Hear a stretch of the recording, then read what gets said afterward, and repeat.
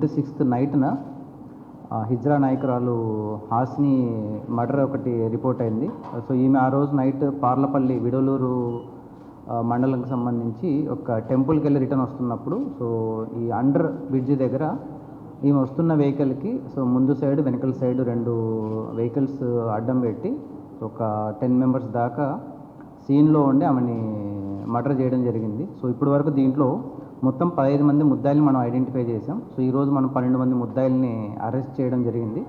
మిగతా 3 మనకు అబ్స్కాండింగ్ ఉన్నారు, వాళ్ళని కూడా మనం వెరీ సూన్ అరెస్ట్ చేస్తాం.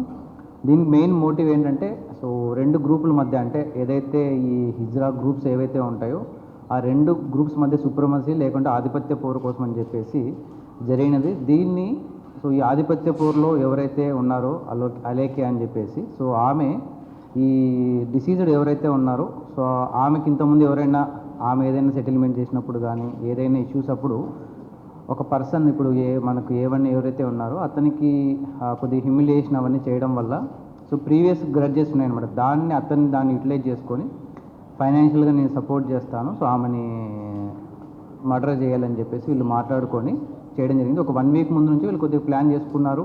సో ఆమె ఎక్కడికి వెళ్తుంది అనేది కూడా వాళ్ళు చేసుకోవడం జరిగింది. సో ఆ రోజు 26th నైట్న సో ఆమె ఈ ప్రోగ్రామ్ చూసుకొని వస్తున్నప్పుడు మర్డర్ చేయడం జరిగింది.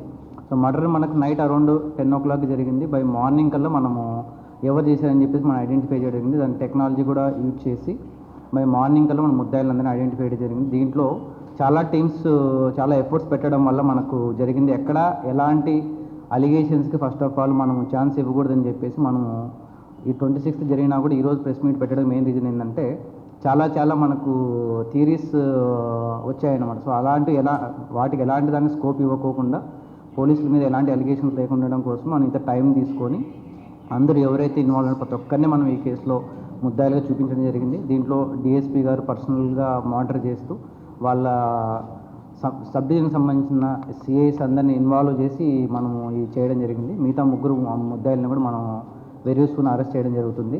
సో ఈ హత్య జరిగిన తర్వాత ఏంటంటే ఒకటే చెప్పడము, సో ఎవరైనా ఈ ముఠాలుగా ఫామ్ అయ్యి లా అండ్ ఆర్డర్కి ఏదైనా చేతిలోకి తీసుకుంటామని చెప్తే మాత్రం ఎవరిని స్పేస్ చేసే అయితే ఏముండదు.